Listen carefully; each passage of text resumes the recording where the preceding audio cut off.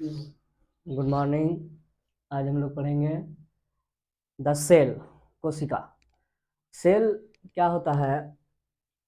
Cell को हम एक सिंपल सा परिभाषा से हम परिभाषित करते हैं कि सेल, आपको लिखा हुआ मिलेगा कहीं भी, the cell is the fundamental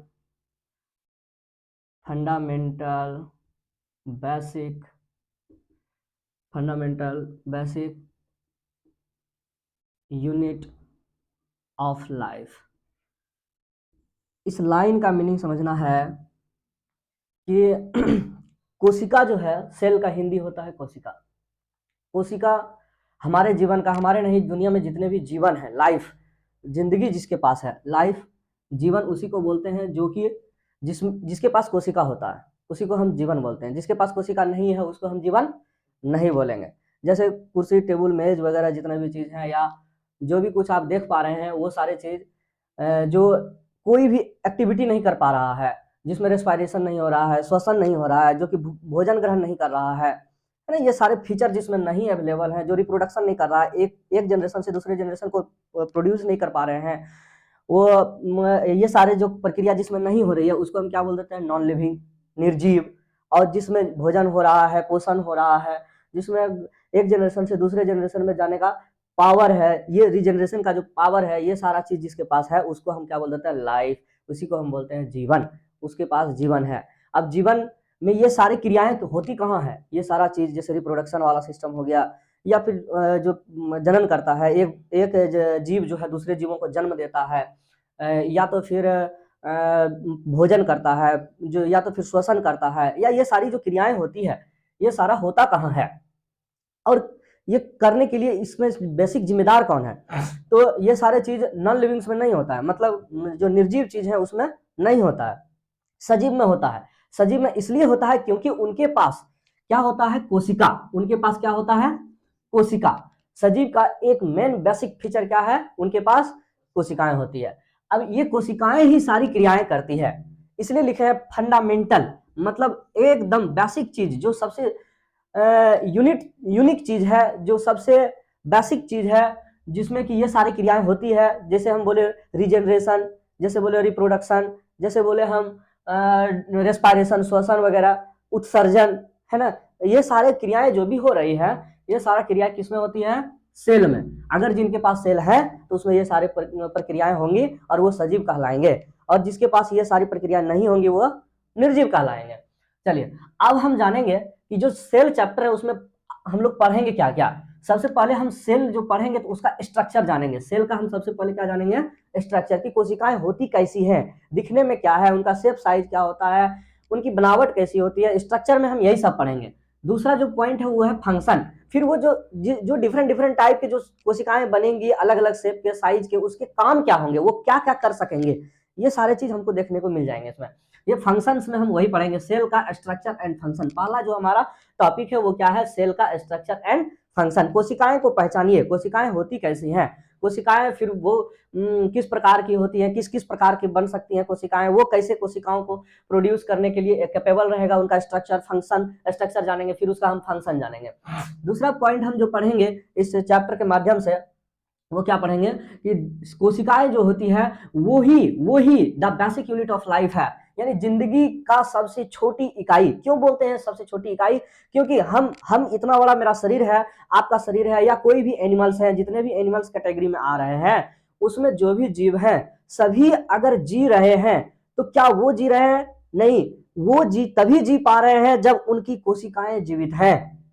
समझ रहे हैं? उनकी कोशिकाएं अगर जीवित है तो वो जी पा रहे हैं। जिस दिन उसके कुछ खास कोशिकाएं जिसके कारण वो लिविंग है, वो जीवित तो है, वो कोशिकाएं अगर मर जाती हैं तो वो प्राणी भी मर जाएगा। समझ रहे हैं? तो सबसे बेसिक चीज क्या है? कोशिका। तो वही बोल रहा है कि यूनिट ऑफ लाइफ, लाइफ का यूनिट है, एक एक पार्ट जो है, जो जिंदगी का एक एक पार्ट है, जो लाइफ का, जीवन का एक एक पार्ट है, हमारा जो शरीर का निर्माण हुआ है वो सारी कोशिकाओं से मिलकर बना हुआ है। जिस तरह के हम लोग देखते हैं कि किसी का घर बनता है तो कैसे बनता है? एक एक ईंट, एक एक ईंट, एक एक ईंट, एक एक ईंट को जोड़ के दीवार तैयार किया जाता है, और फिर वो दीवार क्या होता है? वो सारे दीवार वो सारे दीवार मिलकर एक दीवार, दूसरा दीवार, तीसरा दीवार, चौथा दीवार, पहले देखिए क्या किए, एक एक ईंट जोड़ के दीवार तैयार किए, और वही दीवार जो क्या था, एक दीवार का निर्माण हुआ, फिर उसी तरह ईंट जोड़ के दूसरा दीवार, उसी तरह ईंट जोड़ के हम तीसरा दीवार, इस तरह करके बहुत सारे दीवार को तैयार करके एक कमरा बना लेते हैं। जैसे चारों तरफ दीवार बना के हम कमरा बना लेते हैं, फिर इस तरह करके कई कमरा हम बना लेते हैं। जब कमरा बन गया तो सारा चीज बन के ऊपर में हम ढलाई कर देते हैं, तो वो हमारा घर का निर्माण हो जाता है। तो कहने का मतलब है कि एक घर के निर्माण में ईंट बेसिक इंपोर्टेंट स्ट्रक्चर तैयार करने के लिए आप उनका जो है घर बन जो दिखेगा वो ईंट महत्वपूर्ण भूमिका निभाता है। ऐसे तो सीमेंट छड़ भी निभाता है, लेकिन सबसे बेसिक इंपोर्टेंट चीज जो है वो क्या है, ईंट। ईंट वो हमारा बेसिक इंपोर्टेंट है। सेम उसी तरह इतना बड़ा जो शरीर हमारा है, या किसी भी जीव का जो भी शरीर है, शरीर के बनने में जो प्रोसेस हुए हैं उसमें क्या है, ईंट की तरह उसी तरह जो है एक कोशिका, दूसरी कोशिका, तीसरी कोशिका, चौथी कोशिका, सारी कोशिकाओं को मिलकर वो एक अंग का निर्माण किया। सारे कोशिकाएं मिलकर एक टिश्यू का निर्माण किया, टिश्यू से अंग बना, उस कोशिका से उत्तक बना, उत्तक से और ऑर्गन अंग बना, है ना। और अंग बनने के बाद वो अंग जब फंक्शनिंग हो जाता है, काम करने लगता है, तो सभी अंग एक दूसरे से कोऑर्डिनेट होकर हमारा शरीर का निर्माण कर लेता है और हम एक जीव बन के तैयार हो जाते हैं। तो लाइफ बनने का सबसे बेसिक यूनिट जो हमारे में हो रहा है, हम श्वसन कर पा रहे हैं, हम भोजन कर पा रहे हैं, तो एक्चुअली हम भोजन नहीं करते हैं, हम श्वसन नहीं करते हैं, हमारी कोशिकाएं भोजन लेती है, हमारी कोशिकाएं श्वसन करती है, हमारी कोशिकाएं उत्सर्जन करती है। इसलिए हमको भी उत्सर्जन करना पड़ता है, या हमें सांस लेना पड़ता है, या हमें भोजन या पानी ग्रहण करना पड़ता है, क्योंकि वो बेसिक नीड्स किसकी होती है, वो बेसिक जरूरत होती है हमारी कोशिकाओं का, ना कि हमारा। समझ रहे हैं? तो ये सारे चीज हैं। तो कोशिकाएं क्या होती है वो सब हम जान पाएंगे। सेल थ्योरी किसने कौन कौन से साइंटिस्ट आए, उन्होंने क्या क्या सेल के बारे में बताए, ये सारे चीज हम इसी चैप्टर में पढ़ लेंगे। इसके बाद क्या है, प्रोकार्योटिक सेल क्या है, यूकार्योटिक सेल क्या है, एकदम फुल एनसीईआरटी कवर है। आप इसको पढ़ के आप पूरा एनसीईआरटी को कवर कर सकते हैं। अगर एनसीईआरटी आपके कब्जे में है तो कोई भी विषय, कोई भी एग्जाम आपके लिए टफ नहीं है। एनसीईआरटी के बेस्ड है, आप एनसीईआरटी को पलट के देख लीजिएगा, 10 सेल चैप्टर में सब उन्हीं का टॉपिक है। तो प्रोकार्योटिक सेल क्या होता है, सेल के टाइप हैं, ये सब टाइप हैं, प्रोकार्योटिक सेल, यूकार्योटिक सेल, ये सब हम पढ़ेंगे। उसके बाद सेल में हम देखेंगे कि सेल एनवेलप क्या होता है, सेल के बाहरी कवच के बारे में पढ़ेंगे, सेल में होता क्या क्या है, ये सारे चीज पढ़ेंगे। उसके बाद ये जो है इन्वेलप कैसे मॉडिफिकेशन करके, मतलब वो जो है कुछ नया नया कोशिका के अंदर में कोशिकांग बनेंगे। कोशिका को रेगुलेट करने के लिए भी, कोशिका को चलाने के लिए भी उनमें भी छोटी छोटी मशीनरी पार्ट है। तो वो जो छोटी छोटी मशीनरी पार्ट है उसको बोलते हैं कोशिका अंग। किसी भी चीज को चलाने के लिए देखिए, घर में ही पानी अगर सप्लाई देना है, पूरा घर में अगर पानी सप्लाई देना है तो उनके लिए एक मोटर का व्यवस्था करते हैं। पूरे घर में हवा की अगर हमको जरूरत है तो पंखा लगाते हैं। तो घर के अंदर में छोटे छोटे मशीनरी पार्ट लगे होते हैं ना, उसको घर को सुविधा देने के लिए। तो सेम वैसा ही हमारे पास यहाँ पे भी सिस्टम है। वो एक छोटी सी कोशिका है, उन्हें भी तो सारे चीज की जरूरत है। उन्हें जब सारे चीज की जरूरत है तो उसके घर में भी वो सारा फंक्शन हो पाए, उनके लिए छोटे छोटे अंग, कोशिका के भी छोटे छोटे अंग होते हैं, वो सारा मिलकर उसको सारे चीज को प्रोवाइड करता है, तब कोशिका जीवित रह पाती है, या कोशिका काम कर पाता है, या फंक्शन कर पाता है। उसके बाद हम पढ़ेंगे राइबोसोम क्या होता है, इंक्लूजन बॉडी क्या होता है, ये सारा चीज हम पढ़ेंगे इसी चैप्टर में। उसके बाद सेल मेम्ब्रेन, सेल मेम्ब्रेन क्या होता है, कुछ को हिंदी में बोलते हैं कोशिका झिल्ली, इसको बोलते हैं कोशिका झिल्ली क्या होता है, सेल वाल कोशिका भित्ति क्या होता है, एंडो मेम्ब्रेन सिस्टम जैसे कि एंडोप्लाज्मिक रेटिकुलम, गोल्गी अपैरेटस जो हो गया, लाइसोसोम, वैक्यूल्स, ये सारे चीज को हम पढ़ेंगे जो कि कोशिका के अंदर में पाया जाता है, कोशिका के भीतर में ये सारा चीज पाया जाता है, इसलिए एंडो मेम्ब्रेनस सिस्टम इसको बोल देते हैं। ठीक है। उसके बाद देखिए क्या है, उसके बाद हम माइटोकॉन्ड्रिया, प्लास्टिड, राइबोसोम और साइटोस्केलेटन, ये सब चीज के बारे में हम जानेंगे। माइटोकॉन्ड्रिया क्या होता है, प्लास्टिड क्या होता है, राइबोसोम क्या होता है, साइटोस्केलेटन क्या होता है, ये सब चीज को हम बढ़िया से पढ़ेंगे। उसके बाद देखिए हम सीलिया क्या होता है, फ्लाजेला क्या होता है, क्रोमोसोम क्या होता है, ये सारा चीज, ये सब कोशिका के ही छोटे छोटे अंग है जो कि कोशिका को आगे मूवमेंट कराने में, ले जाने में, ये सारे चीज को जो है मोटिवेट करेगा उसको। वो सब जैसे कोशिका है, कुछ जीव है जो कि एक कोशिकीय, एक ही कोशिका का उनका शरीर है भाई, तो वो चलेगा फिरेगा कैसे, तो उनके लिए जो है सीलिया, फ्लाजेला उनका हाथ पैर का काम करता है। ठीक ना। और सेंट्रोसोम्स, ये सेंट्रियोल्स, न्यूक्लियस के अंदर के पार्ट हैं, ये सारे चीज हम लोग पढ़ेंगे। उसके बाद माइक्रोबॉडी जो कुछ अदर पार्ट है, ये सारे चीज हम इसमें पढ़ेंगे। तो ये सब चीज को हमको देखना है। तो सबसे पहला जो पॉइंट है, आज हम जो सेल पढ़ने जा रहे हैं, इसमें तो इतना सारा चीज हम कवर करेंगे ही, और इतना चीज कवर करने के बाद फिर तब आपको समझ में आएगा, कोशिका की समझ हो जाएगी, और फिर आप आसानी से सारे प्रश्न का उत्तर कर सकते हैं। तो सबसे पहले हमको समझना है कि कोशिका, द सेल, देखिए एक 10 सेल हम लिख देते हैं, और लिख देते हैं कि ए टाइपिकल सेल। ठीक है। सेल क्या है ये टाइपिकल सेल्स? सेल्स क्या है? तो कोशिका के बारे में तो हम अभी बताए कि कोशिका जीवन का, किसी भी लाइफ का, लिविंग ऑर्गेनिज्म का, जिंदगी का क्या है, एक सबसे basic fundamental structure and function है। यानी हम जो कुछ भी कर पाते हैं वो कोई छोटे रूप में अगर कर रहा है, वही चीज अगर कोई छोटे रूप में कर रहा है तो वो है कोशिका। जो जैसे हम श्वसन करते हैं तो श्वसन हम कर रहे हैं नहीं, ये भ्रम है। श्वसन हम नहीं, वो हमारी छोटी छोटी जो कोशिकाएं हैं वो श्वसन करती हैं। उनके लिए हमें ऑक्सीजन की जरूरत पड़ती है, हमारे लिए जरूरत, हमें जीने के लिए जरूरत नहीं है। वो हमारी कोशिकाओं को जीने के लिए, तो ये हमारा जो भी ऑक्सीजन हम सांस लेते हैं, वहां से जो कार्बन डाइऑक्साइड बाय प्रोडक्ट निकलता है, वो सब जो निकालते हैं या जो कुछ भी होता है, वो हमें किसके लिए जरूरत होता है? कोशिका के लिए। हमारी कोशिका जीवित रह सके, हमारी कोशिकाएं अच्छे से फंक्शन कर सके, तो उसके लिए ये सारी क्रियाएं जरूरी है।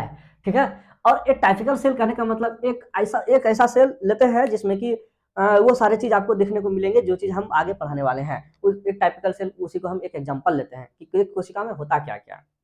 देखिए, सबसे पहले ना आपको ये चीज समझना पड़ेगा कि कोशिका के अंदर में होता क्या क्या है। ठीक है। कोशिका का स्ट्रक्चर और फंक्शन जानने के लिए सबसे पहले जानना है कि कोशिका किस प्रकार के होते हैं, कोशिका कैसे होती है। कोशिका तो जान ही गए कि हम बेसिक, वो जिंदगी का बेसिक लाइफ का, अगर कोई लाइफ है तो उसका बेसिक जो स्ट्रक्चर एंड फंक्शन है वो हमारा कोशिका है, ये तो हम जान गए। लेकिन कोशिका एक्चुअली ये जो है ओरिजिनेशन के हिसाब से, ओरिजिनेशन मतलब उत्पत्ति के हिसाब से कोशिका को हम, ओरिजिनेशन मतलब उत्पत्ति, कोशिका की जो उत्पत्ति हुई उसके हिसाब से कोशिका को हम दो पार्ट में बांटे हुए हैं।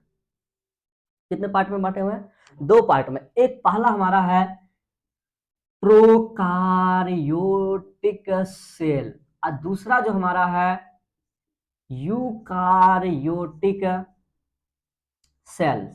ठीक है। तो प्रोकार्योटिक सेल और यूकार्योटिक सेल, भाई कोशिका हम जान रहे हैं कोशिका, लेकिन ओरिजिनेशन के हिसाब से, बनावट के हिसाब से, ओरिजिनेशन उत्पत्ति बनावट, उसके हिसाब से कोशिका हम कितने प्रकार के जानते हैं? दो प्रकार का कोशिका होता है। कौन कौन सा कोशिका होता है? प्रोकार्योटिक और यूकार्योटिक। पहला कौन सा है? प्रोकार्योटिक कोशिका। दूसरा कौन सा है? यूकार्योटिक कोशिका। आप हिंदी में भी लिख सकते हैं, प्रोकार्योटिक कोशिका, दूसरा क्या है? यूकार्योटिक कोशिका। पूछेगा कैसे? बनावट की दृष्टि, उत्पत्ति की दृष्टि से, समझ रहे ना? शेप एंड साइज की दृष्टि से नहीं, आकार की दृष्टि से नहीं, इनकी उत्पत्ति की दृष्टि से। जब कोशिका बना तो उसमें डेवलपमेंट हुआ, बहुत सारे डेवलपमेंट हुए, विकास हुआ। जब विकास हुआ तो उसमें हमको दो प्रकार की कोशिका का विकास मिलता है। कौन कौन सा? एक प्रोकार्योटिक सेल, दूसरा यूकार्योटिक सेल। अब प्रोकार्योटिक सेल क्या है, यूकार्योटिक सेल क्या है, हम इसको जानेंगे। तो प्रोकार्योटिक सेल किसको बोलेंगे, यूकार्योटिक सेल हम किसको बोलेंगे? तो सबसे पहले हम प्रोकार्योटिक सेल को जान लेते हैं, उसके बाद फिर हमको यूकार्योटिक सेल समझना है। तो ओरिजिनेशन उत्पत्ति के हिसाब से जो पहला, जो एक नंबर में हमारा जो प्रोकार्योटिक सेल है, इसको सबसे पहले समझेंगे। प्रोकार्योटिक सेल को हम तोड़ें, इस वर्ड को अगर तोड़ें तो क्या लिखेंगे? प्रो प्लस कार्योटिक सेल, यही लिख सकते हैं। तो प्रो मतलब क्या होता है? देखिए, आप प्रो मतलब क्या होता है? बिफोर। क्या होता है? बिफोर मतलब पहले, समझ रहे ना? कार्योटिक, कार्योन से कार्योटिक बना है। किससे बना है? कार्योन से कार्योटिक बना है। और ये कार्योन का मीनिंग क्या होता है? न्यूक्लियस। न्यूक्लियस, ठीक है, न्यूक्लियस, जिसको हम क्या बोलते हैं? नाभिक। ठीक है ना? नाभिक। किसी भी कोशिका, हम क्या बोले थे टाइपिकल सेल में, एक कोशिका के अंदर में होता क्या क्या है, जरा समझिएगा। एक कोई भी कोशिका है, एग्जांपल के लिए हम एक टाइपिकल सेल ले रहे हैं। टाइपिकल सेल मतलब एक एग्जांपल का सेल, ये परफेक्ट सेल नहीं है, एक मोटा मोटी समझने के लिए कोशिका है, मोटा मोटी समझना है हमको। एक कोशिका में क्या क्या होता है तो जरा समझिएगा। एक कोशिका के बीचों बीच, सबसे पहले कोशिका जो होता है उसके बीचों बीच में क्या होता है? एक नाभिक होता है। क्या होता है? नाभिक होता है। इसको हम बोलते हैं न्यूक्लियस। क्या बोलते हैं? न्यूक्लियस। इसी को हम नाभिक बोलते हैं। अब नाभिक के अंदर में क्या होता है? देखिए, नाभिक जो है ना, ये कवर्ड रहता है, इसको हम बोलते हैं न्यूक्लियर मेम्ब्रेन। क्या बोलते हैं इसको? Nuclear membrane. क्या बोलते हैं?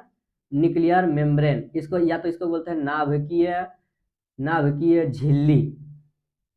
और नहीं तो फिर अगर ये झिल्ली नहीं रहेगा तो क्या होगा? भीतर में जो भी मटेरियल होगा वो क्या होगा?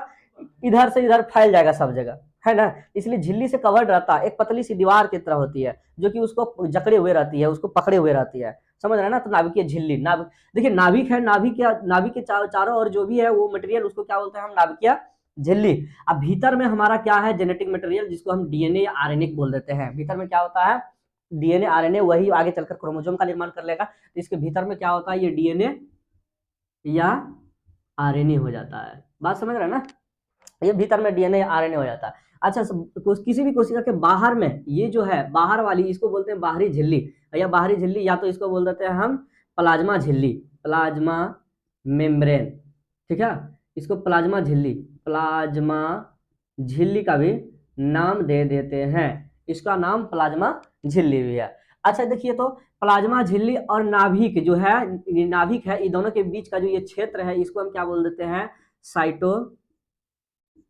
अंग्रेजी में लिख रहे हैं लेकिन हिंदी में भी समझना है, साइटोप्लाज्म। ये जो क्षेत्र है, ये जो मैदान है दिख रहा है, फील्ड है, इसको हम बोलते हैं साइटोप्लाज्म, या तो हिंदी में इसको क्या बोलते हैं, कोशिका द्रव्य, कोशिका द्रव्य, ठीक है। ये कोशिका द्रव्य है। अब जितने भी देखिए, एक कोशिका कोई भी अगर काम करेगा, कोई भी फंक्शन करेगा, तो कहाँ करेगा, जैसे हम लोग कभी किसी से दुश्मनी हो जाता है तो आओ मैदान में, बोलते हैं ना, आओ मैदान में देख लेंगे, समझ रहे हैं ना। तो सेम कोशिका भी बोलता है कि जितना भी काम करना है आओ मैदान में। तो मैदान, ये जो मैदान है, इस मैदान को हम क्या बोलते हैं, साइटोप्लाज्म। तो पूछा जाएगा कि कोशिकाओं में अगर कोई भी क्रिया होगी, श्वसन की क्रिया, रेस्पिरेशन, जैसे हम लोग क्या बोले शुरू में भी बताया ना कि हम सांस नहीं लेते, हमारी कोशिका सांस लेती है, समझे। तो हमारी कोशिका अगर बोलेंगे सांस लेंगे, तो कहाँ लेंगे, वो सांस ये साइटोप्लाज्म में ही ये सब कार्य क्रियाएं होंगी। बोलेंगे कि फूड को ग्रहण करेंगे, तो कहाँ करेंगे, साइटोप्लाज्म में ही ग्रहण करेंगे। उसका अलग आएगा, खाने वाला अलग सिस्टम रहेगा, सांस लेने वाला सिस्टम अलग रहेगा।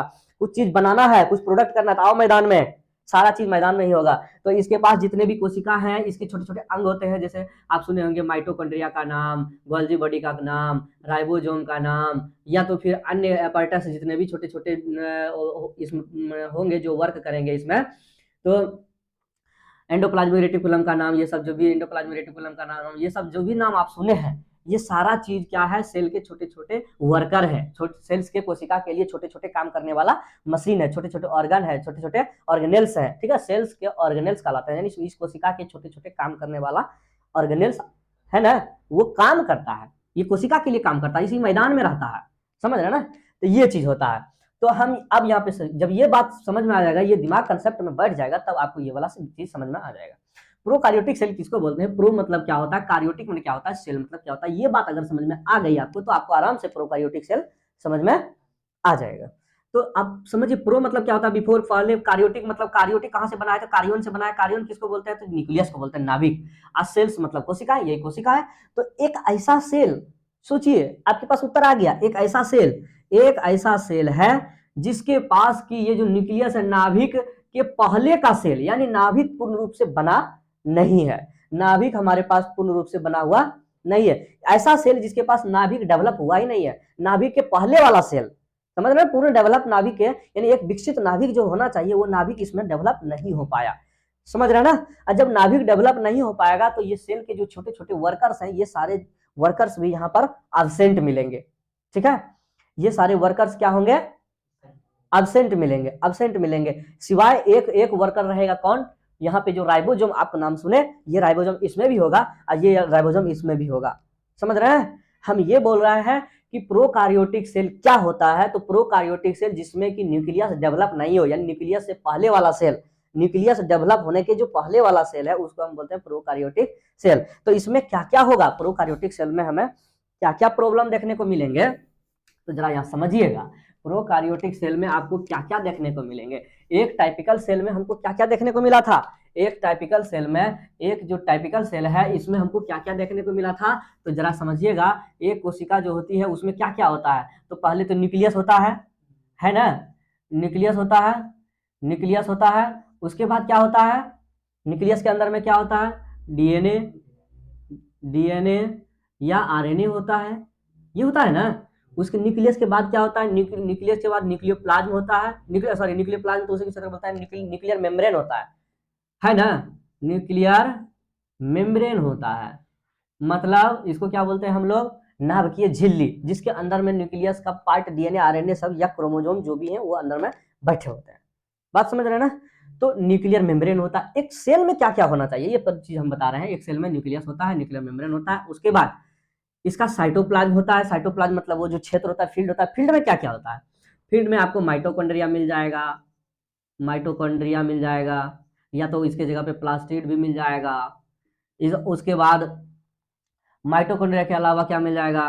राइबोसोम मिल जाएगा, राइबोसोम मिल जाएगा, एंडोप्लाज्मिक रेटिकुलम मिल जाएगा, गोल्जी गोल्जी एपर्टस मिल जाएगा, है ना। ये सारे चीज मिल जाएंगे आपको।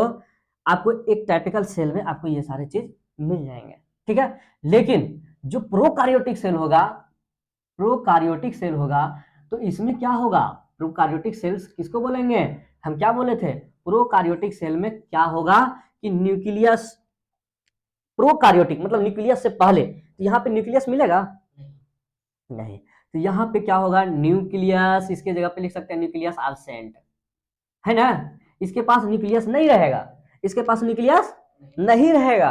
अच्छा, जब न्यूक्लियस नहीं रहेगा तो न्यूक्लियर मेम्ब्रेन भी नहीं रहेगा, है ना। तो न्यूक्लियस नहीं रहेगा, ठीक है, और न्यूक्लियर मेम्ब्रेन भी नहीं रहेगा। यानी न्यूक्लियस ऐसा देखिए, लेकिन फिर क्या इसके पास न्यूक्लियस नहीं रहेगा तो क्या डीएनए आरएनए नहीं रहेगा? रहेगा, रहेगा, डीएनए आरएनए रहेगा। लेकिन न्यूक्लियस जो है ये डीएनए आरएनए रहेगा, समझ रहे ना, ये सारा चीज रहेगा। लेकिन न्यूक्लियस, न्यूक्लियस कैसे बनता है? न्यूक्लियर मेम्ब्रेन से। झिल्ली जब तक नहीं रहेगा तब तक वो न्यूक्लियस का निर्माण नहीं कर पाएगा। तो ये जो है ना झिल्ली इसके पास नहीं होता है। इसके पास क्या होता है? झिल्ली, वेल डेवलप झिल्ली नहीं हो पाता है, जिसके कारण ये पूर्ण रूप से बढ़िया से न्यूक्लियस नहीं बन पाता। इसलिए हम इसको लिख सकते हैं not well developed, developed nucleus. इसके पास जो है न्यूक्लियस तो है, लेकिन वैसा न्यूक्लियस है जैसा कि जो वैसा न्यूक्लियस है जो कि इसमें इससे थोड़ा डिफर है। क्या है कि इसका जो न्यूक्लियस है वो वेल डेवलप नहीं है।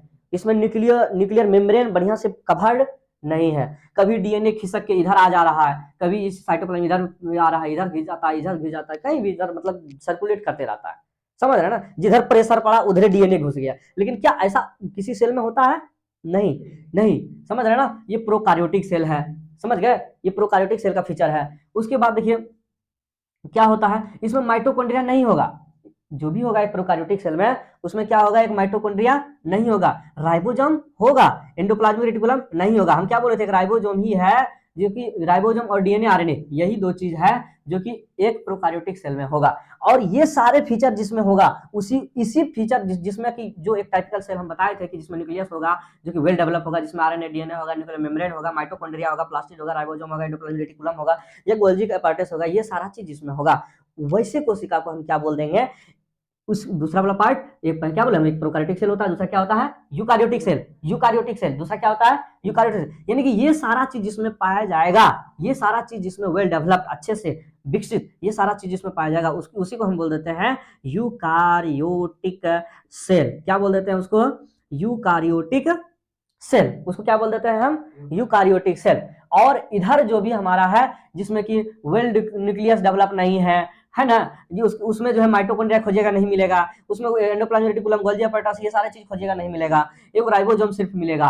तो ये जो हमारा कोशिका होगा इसको हम बोल देते हैं प्रोकार्योटिक सेल। इसको क्या बोल देते हैं हम? प्रोकार्योटिक सेल बोल देते हैं। वेल डेवलप न्यूक्लियस एब्सेंट रहेगा। क्या गोल्जी एपार्टस रहेगा? नहीं रहेगा। जब गोल्जी एपार्टस नहीं रहेगा उसके बाद क्या न्यूक्लियस डेवलप रहेगा? नहीं। गोल्जी एपार्टस रहेगा? नहीं। क्या हमारे पास माइटोकॉन्ड्रिया रहेगा? तो नहीं, है ना। न्यूक्लियर मेम्ब्रेन रहेगा? तो नहीं, उसमें नहीं रहेगा। तो प्रोकार्योटिक और यूकार्योटिक सेल को समझ पा रहे हैं? प्रोकार्योटिक सेल क्या होता है, यूकार्योटिक सेल क्या होता है, क्या आप समझ पा रहे हैं? समझ रहे हैं ना। प्रोकार्योटिक सेल बहुत बहुत ही सिंपल सेल है, ये कॉम्प्लेक्स सेल नहीं है, बहुत सिंपल सेल है, समझ गए।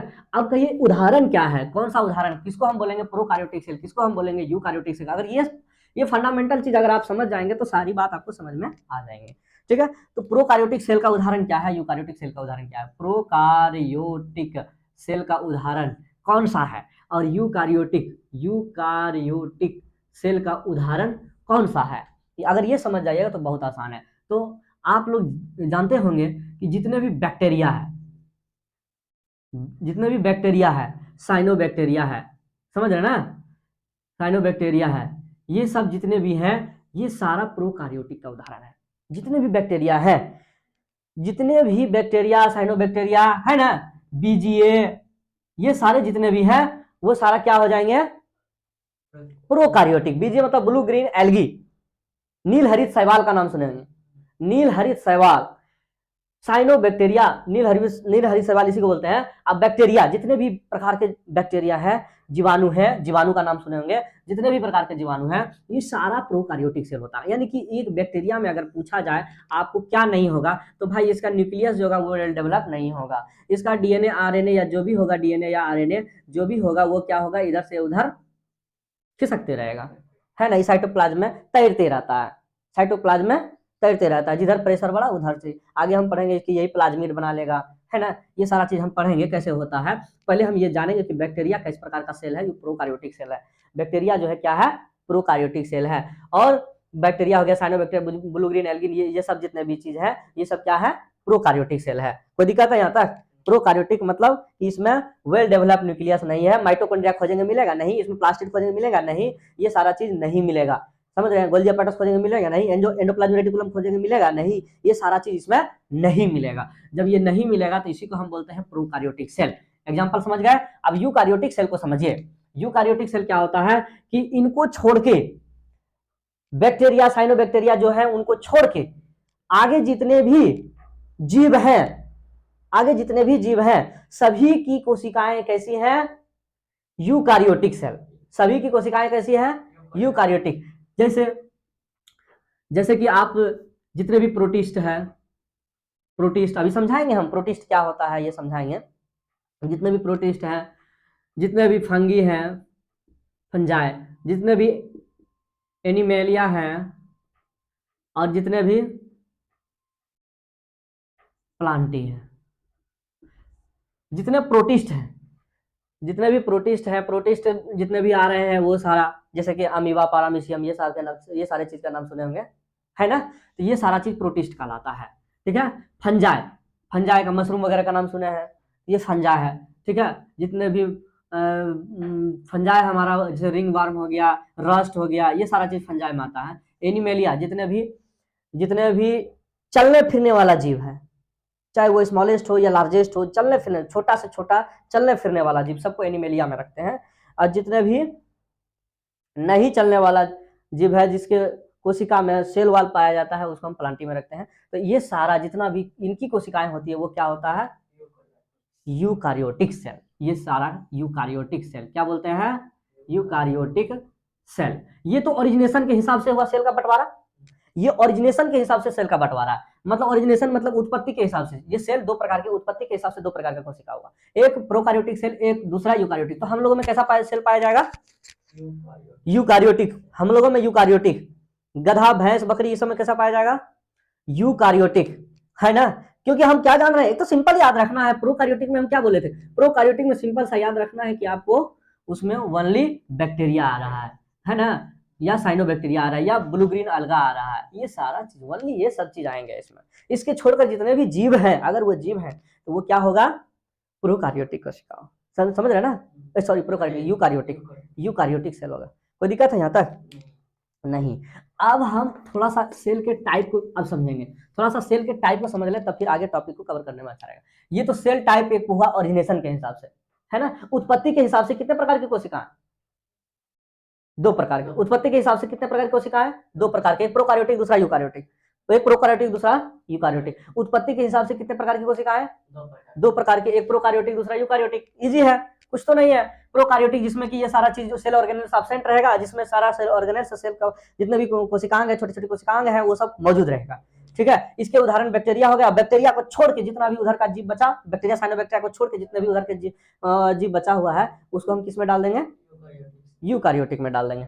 अब देखिए यहाँ पे समझना है हमको कि यूकार्योटिक, प्रोकार्योटिक समझ गए। अब जो हम समझेंगे तो वो टाइप, वो जो है सेल को ग्रुपिंग के हिसाब से, देखिए जीवों जो भी लाइफ है, या जो भी जीव है ना, ऑर्गेनिज्म है, ऑर्गेनिज्म में सेल की संख्या के आधार पर हम बांटते हैं। एक देखिए कुछ जीव है जो कि यूनिसेलुलर होता है, यूनिसेलुलर।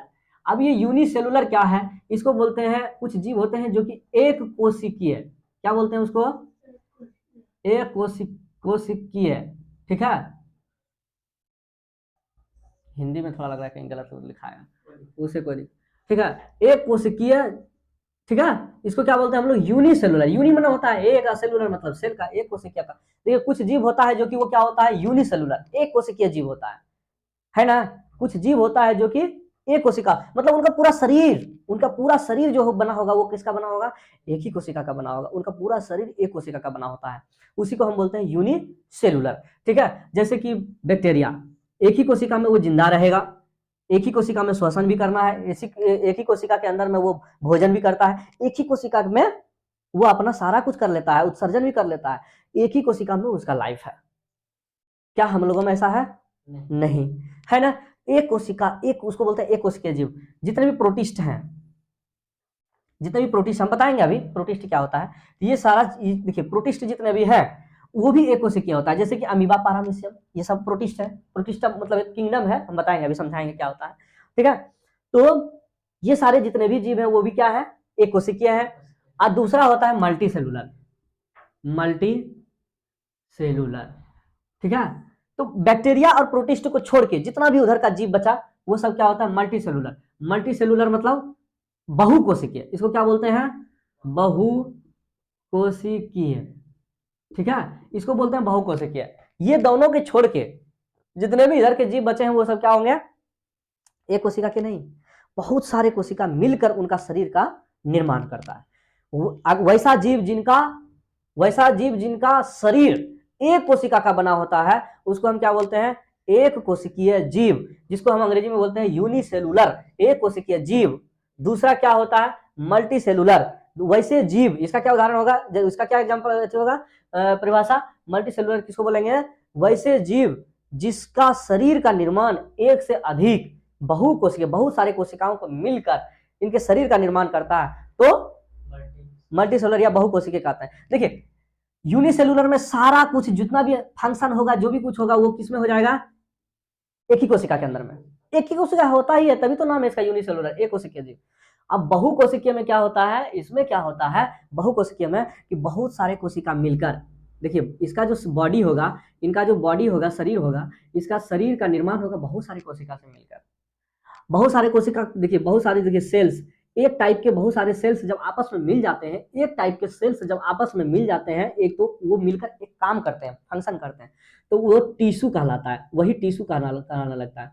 तो टिश्यू पूछा जाएगा किसको बोलते हैं, तो ग्रुप ऑफ सेल, यानी कि सेल के बहुत सारे सेल जब एक जगह मिल जाते हैं और एक कोई काम करने के लिए तैयार हो जाते हैं, तो उसी को हम बोलते हैं टिश्यू। उसको क्या बोलते हैं हम लोग, टिश्यू बोल देते हैं, ठीक है। यही टिश्यू ग्रुप में होके और कोई एक काम को फाइनली रूप से, अंतिम रूप से निर्णय दे देता है, एक काम कर देता है, तो उसी को बोलते हैं ऑर्गन, ये अंग बना लेता है। देखिए बहुत सारे सेल्स मिलकर क्या बना लेता है, टिश्यू, टिश्यू बहुत सारे टिश्यू मिलकर क्या बना लेते हैं, ऑर्गन, अंग। ये अंग, बहुत सारे अंग मिलकर तब क्या हमारा बॉडी का निर्माण होता है, हमारे शरीर का निर्माण होता है, समझ रहे हैं ना। तो यानी कि सबसे बेसिक स्ट्रक्चर हमारा सेल ही है।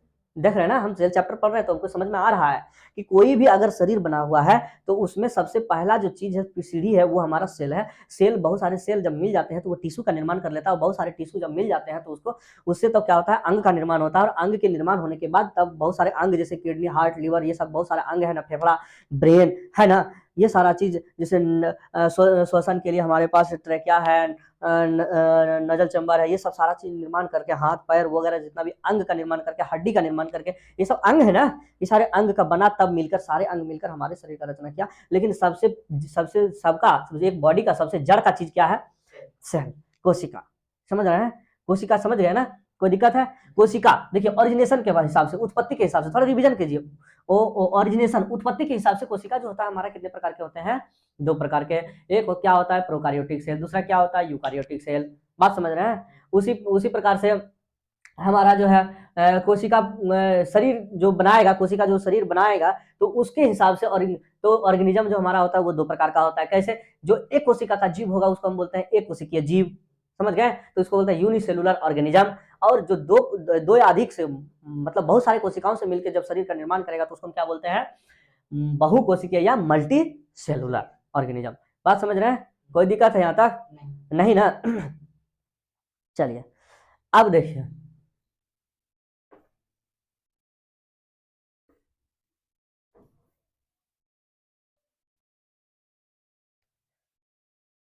ये कोशिका कोशिका जो बोल रहे हैं, ये कोशिका को सबसे पहले देखा किसने? कोशिका को सबसे पहले देखा किसने? तो कोशिका को सबसे पहले देखा था रॉबर्ट हुक ने। किसने देखा था? रॉबर्ट हुक ने। सबसे पहले कोशिका को किसने देखा था? रॉबर्ट हुक ने। और इन्होंने नामकरण भी कर दिया था सेलुला। सेलुला इसका नामकरण कर दिया था। क्यों? इसलिए कि इन्होंने जब माइक्रोस्कोप पे देखा कोशिका को, तो इनको कुछ मधुमक्खी का छत्ता के जैसा दिखाई दिया। मधुमक्खी का छत्ता देखे हैं आप? उनका एक ऐसा घर टाइप के बना होता है, देखे हैं? इसी में रस भरा होता है। कोशिका को कुछ ऐसा स्ट्रक्चर उन्होंने देखा था, समझ रहे हैं? कोशिका का कुछ ऐसा स्ट्रक्चर उन्होंने देखा था। किसने देखा था? तो रॉबर्ट हुक ने। कहां से देखा? तो अब कॉर्क सेल में पूछेगा तो कहां बोलिएगा? Cork cell. Cork cell. ये कॉर्क सेल क्या होता है? देखिए, पहले के जमाने में क्या होता था? एक बोतल होता था, कुछ भी चीज तरल पदार्थ अगर रखना होता था तो बोतल में रखते थे। किसमें रखते थे? बोतल में रखते थे। अब बोतल में एक कवर ढक्कन होता था, वो लकड़ी का बना होता था। किस चीज का बना होता था? लकड़ी का, उसमें ढकने के लिए। तो ये जो कॉर्क है ना, इसी को बोलते हैं कॉर्क। इसको क्या बोलते हैं? कॉर्क। वो लकड़ी का होता है। और ये जब लकड़ी जब बहुत दिन कट के मर जाता है लकड़ी, तो उसका ना बनता है, इसलिए इसको मृत कोशिका क्या बोलते हैं? मृत कोशिका। इसको क्या बोलते हैं हम लोग? मृत कोशिका बोलते हैं। तो रॉबर्ट हुक ने अगर पहली बार देखा कॉर्क सेल, तो इसका मतलब है कि वो मृत कोशिका को देखा था। तो क्वेश्चन पूछेगा मृत कोशिका को किसने देखा था? रॉबर्ट हुक ने। पहली बार कोशिका किसने देखा था? रॉबर्ट हुक ने। अगर पहली बार देखा था तो कैसा कोशिका देखा था?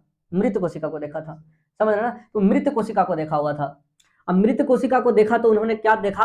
तो उसमें क्या देखा? जब उन्होंने उसको, ये जो है इसके थोड़ा सा इसका जो है स्ट्रक्चर जब माइक्रोस्कोप के अंदर में रखा, इनका थोड़ा सा पार्ट जब माइक्रोस्कोप के अंदर में रखा, तो उसको ऐसा जाली के रूप में दिखा, और उसको एक ऐसा स्ट्रक्चर दिखा। इसलिए इन्होंने बोला कि जो भी ये जो प्लांट सेल पे ना देखा था, प्लांट की कोशिका, मृत कोशिका जो देखा था, किसमें? पौधा का कोशिका था। तो देखा ना, तो ये बोला कि ऐसा जाली का रूप बना हुआ है, और इसी का नाम सेलुला रख दिया। क्या नाम रख दिया? सेलुला नाम रख दिया। और ये बाद में कोशिका के नाम पर प्रचलित हुआ। बात समझ रहे हैं? ये अब ये चीज बेसिक स्ट्रक्चर ये जो बना हुआ किस चीज का था, तब अब समझेंगे कि अब हम जो कोशिका को पढ़ेंगे तो नहीं मिटाने वाला। अब हम जो कोशिका को पढ़ेंगे तो कोशिका को जो पढ़ेंगे तो एक होता है प्लांट सेल और एक होता है एनिमल सेल। इसको पढ़ना है। प्लांट सेल क्या होता है और एनिमल सेल क्या होता है, इसको पढ़ना है। सबसे पहले हम क्या पढ़े? सेल ऑर्गेनाइजेशन के हिसाब से, है ना? जैसे कि यूकारियोटिक सेल, प्रोकारियोटिक सेल, उसका एग्जांपल था। उसके बाद पढ़े कि बॉडी अगर बना रहा है तो वो या तो एक कोशिका का बनाएगा या बहुत सारे कोशिका, यूनिसेलुलर या मल्टीसेलुलर। अब हम पढ़ेंगे कि अब जो ये कोशिका है प्लांट सेल और एनिमल सेल, ये क्या है? तो प्लांट सेल मतलब देखिए, हमारा जो कोशिका है, एनिमल का जो कोशिका है, जीवों का जो कोशिका है, चलने फिरने वाला जो जीव है, उनका जो कोशिका है, और प्लांट का जो कोशिका होता है, इसमें दोनों में डिफरेंस होता है। अंतर क्या होता है कि दोनों का कोशिका तो लगभग एक सा होता है, सारे ऑर्गेनिल्स तो पाया जाता है दोनों में, क्योंकि दोनों ही यूकारियोटिक सेल है, दोनों ही यूकारियोटिक सेल है। लेकिन अंतर क्या है प्लांट सेल और एनिमल सेल में? अंतर क्या है कि एनिमल सेल में देखिए न्यूक्लियस तो होगा, इसमें भी वेल डेवलप न्यूक्लियस होगा, क्योंकि यूकारियोटिक सेल है, दोनों ही यूकारियोटिक सेल है, समझ रहे ना? यूकारियोटिक सेल होगा, इसमें भी माइटोकॉन्ड्रिया, एंडोप्लाज्मिक रेटिकुलम, ये सारा चीज पाया जाएगा, इसमें भी वॉक्यूल पाया जाएगा, लेकिन छोटा वॉक्यूल पाएगा, रसधानी। कोशिका के अंदर में जो क्रियाएं होगी, उसके बाद क्रिया के फलस्वरूप कुछ उसमें से वाटर मॉलिक्यूल्स, ड्रॉपलेट्स, अगर कुछ वहां पानी अगर संजो के रखना है तो क्या होगा? एनिमल सेल के पास वॉक्यूल होगा, लेकिन छोटा सा, बहुत कम पानी को स्टोर करके रखता है, क्योंकि पानी हमें जब चाहिए तब हमें मिल जाती है। लेकिन प्लांट में क्या होता है? इसका वॉक्यूल बड़ा होता है। इसका वॉक्यूल क्या होता है? रसधानी, मतलब इसमें जो होता है वो क्या होता है? बड़ा होता है। ये पानी को ज्यादा स्टोर करके रखता है अपने पास समझ रहे हैं? इसके बाद अंतर क्या होता है कि इसका जो सेल होता है, इनकी जो कोशिका, एनिमल सेल जो होता है, एनिमल सेल के बाहर में, बाहरी में प्लाज्मा मेम्ब्रेन होता है, पढ़े हैं ना हम? प्लाज्मा मेम्ब्रेन होता है, प्लाज्मा मेम्ब्रेन होता है। अब भीतर में क्या होता है? न्यूक्लियस होता है ना? भीतर में न्यूक्लियस हो जाएगा। अब बाहर में क्या होगा? प्लाज्मा मेम्ब्रेन, ये होता है। लेकिन प्लांट सेल में क्या होगा? भीतर में तो न्यूक्लियस होगा, अब बाहर में प्लाज्मा मेम्ब्रेन भी होंगे, देखिए यहाँ पे प्लाज्मा मेम्ब्रेन होंगे, ठीक है, प्लाज्मा मेम्ब्रेन होंगे, अब भीतर में न्यूक्लियस होंगे, बट इसके ऊपर एक हार्ड लेयर बना हुआ रहेगा, जिस एक और लेयर स्ट्रक्चर बना होगा, जिसको हम क्या बोल देंगे, इसको हम क्या बोल देते हैं, सेल वॉल। सेल वॉल, कोशिका, कोशिका भित्ति, इसको हम बोल देते हैं सेल वॉल, कोशिका भित्ति।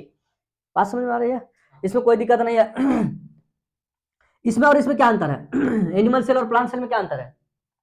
देखिए, एनिमल सेल में न्यूक्लियस होगा, बाहर में प्लाज्मा मेम्ब्रेन होगा, ये तो बात सही है, बट प्लांट सेल में क्या होगा, इसके बाहर में एक हार्ड रिजिड लेयर, एक कठोर लेयर होगा, जो कि इस कोशिका को टूटने से बचाएगा। समझ रहे ना? देखिए, किसी भी एनिमल को अपना चलने फिरने का जगह होता है, अपना चल फिर के अपना घर में नुका गया, छिप गया, लेकिन क्या प्लांट अपने घर में छिप पाएगा? अंदर तूफान आएगा तो इसको कौन बचाएगा? इसके कोशिका को कौन बचाएगा? सेल वॉल, है ना? कोई ऊपर से बड़ा चीज आके इसके ऊपर गिर गया तो उसको कौन बचाएगा? आप तो लेके भाग भाग भाग भाग भाग गए, है ना? क्योंकि आपके पास चलने फिरने के लिए पैर होता है, इनके पास चलने फिरने के लिए पैर होता है? नहीं होता है। तो इसके लिए गॉड ने इसके लिए सब एक स्ट्रक्चर तैयार किया है, जो कि बाहर में एक लेयर होता है, इसको हम क्या बोलते हैं? सेल वॉल, कोशिका भित्ति। इसको क्या बोलते हैं हम लोग? कोशिका भित्ति। ठीक है, कोशिका भित्ति हमारा सेलुलोज का बना होता है, किसी किसी काइटिन का बना होता है, वो हम आगे पढ़ेंगे, ठीक है ना? तो देखिए, इसके बाद देखिए, इसमें एनिमल सेल में माइटोकॉन्ड्रिया होता है, समझ रहे ना? एनिमल सेल में क्या होता है? माइटोकॉन्ड्रिया, बट इसमें क्या होता है? प्लास्टिड। इसके जगह पे क्या होता है? हरित लवक, इसको हिंदी में बोलते हैं, ठीक है? यहाँ पे दोनों का काम सेम ही है। यहाँ पे एनिमल सेल में जो हमारा माइटोकॉन्ड्रिया का काम है, ये ऊर्जा का घर कहलाता है। हम बताएंगे आगे कि ऊर्जा का घर क्यों कहलाता है। ये ऊर्जा का घर कहलाता है, और यहाँ पर जो प्लास्टिड होता है, ये ऊर्जा का घर कहलाता है। सेम काम सेम है, फंक्शन सेम है, समझ रहे ना? दोनों ही ऊर्जा का घर है, ठीक है? ये हमारा ऊर्जा का घर है, समझ रहे ना? लेकिन यहाँ पे माइटोकॉन्ड्रिया होगा, बट यहाँ पे प्लास्टिड होगा। यही है प्लांट सेल और एनिमल सेल में बेसिक डिफरेंस। कोई दिक्कत है? तो हम अभी क्या देखें, अभी हम क्या पढ़े, सबसे पहले उसको समझिएगा अच्छे से। हम पढ़े सेल, सेल जो हम पढ़े, सेल को समझे कि सेल हमारे सेल जो है क्यों इंपॉर्टेंट है, सेल के कारण हम लिविंग रहते हैं। सेल अगर नहीं रहेगा तो फिर हम लोग भी निर्जीव हो जाएंगे, ठीक है? तो सेल, ये सेल हो गया। अब सेल के हम पढ़े कि टाइप्स ऑफ सेल्स, तो ऑर्गेनाइजेशन के हिसाब से हम यूकारियोटिक, प्रोकारियोटिक, दो प्रकार का सेल पढ़े, प्रोकारियोटिक और यूकारियोटिक। यूकारियोटिक, ये दो प्रकार का हम सेल पढ़े। प्रोकारियोटिक, यूकारियोटिक सेल हम किसको बोलते हैं? प्रोकारियोटिक जिसमें वेल डेवलप्ड न्यूक्लियस नहीं हो, यूकारियोटिक जिसमें कि वेल डेवलप्ड न्यूक्लियस हो, और सारा सेल ऑर्गेनेल्स पाया जाता है। और इसमें राइबोसोम का थोड़ा अंतर होता है। देखिए, राइबोसोम तो दोनों में पाया जाएगा, प्रोकारियोटिक यूकारियोटिक में, लेकिन इसका जो राइबोसोम होगा वो 70S होगा, इसका जो राइबोसोम होगा वो 80S है। सीडेनबर्ग यूनिट है 80S, एस मतलब सीडेनबर्ग यूनिट। हम बताएंगे आगे जब सेल ऑर्गेनेल्स पढ़ेंगे तो हम बताएंगे कि इसमें 70S है, इसमें 80S राइबोसोम पाया जाता है। कोई दिक्कत है? ये प्रोकारियोटिक यूकारियोटिक के रूप में होता है। दूसरा जो हमारा सेल ऑर्गेनिज्म है, वो जो बनता है, वो जीव जो बनता है, वो कैसा बनता है? तो यूनिसेलुलर और मल्टी सेलुलर। क्या बनता है? मल्टी सेलुलर जीव होता है। यूनिसेलुलर हम उसको बोलेंगे जिसमें कि जो कि शरीर का रचना एक ही कोशिका से करता है, एक ही कोशिका में सारा शरीर उसका निहित होता है, एक ही कोशिका में उसका खाना पीना, रिप्रोडक्शन, जो भी कुछ करना है सारा कुछ एक ही कोशिका के अंदर में कर लेगा। मल्टी सेलुलर में क्या होता है कि ये बहुत सारे कोशिका मिलकर एक टिश्यू का निर्माण करता है, बहुत सारे टिश्यू मिलकर एक ऑर्गन, अंग का निर्माण करता है, और बहुत सारे अंग मिलकर तब क्या करता है? एक बॉडी, शरीर का निर्माण करता है, ठीक है? तीसरा जो हम पढ़े प्लांट सेल और एनिमल सेल। अब प्लांट सेल और एनिमल सेल में क्या अंतर है, जरा आप बता सकते हैं? प्लांट सेल में और एनिमल सेल में सब कुछ सेम है, अंतर यह है कि इसमें सेल वॉल नहीं होता है और इसमें सेल वॉल होता है। इसमें सेल वॉल नहीं होता है और इसमें सेल वॉल होता है, ठीक है? और क्या अंतर होता है? इसमें माइटोकॉन्ड्रिया पाया जाता है और उसकी जगह पे यहाँ पे क्या पाया जाता है? प्लास्टिड। इसमें क्या पाया जाता है? प्लास्टिड। कोई दिक्कत है यहाँ तक? नहीं ना? तो सेल के बारे में इतना को बेसिक हम जानकारी पढ़े, सिलेबस जो है हमारा वही चलेगा, फिर नेक्स्ट टाइम हम देखते हैं, ठीक है ना? कोई दिक्कत नहीं।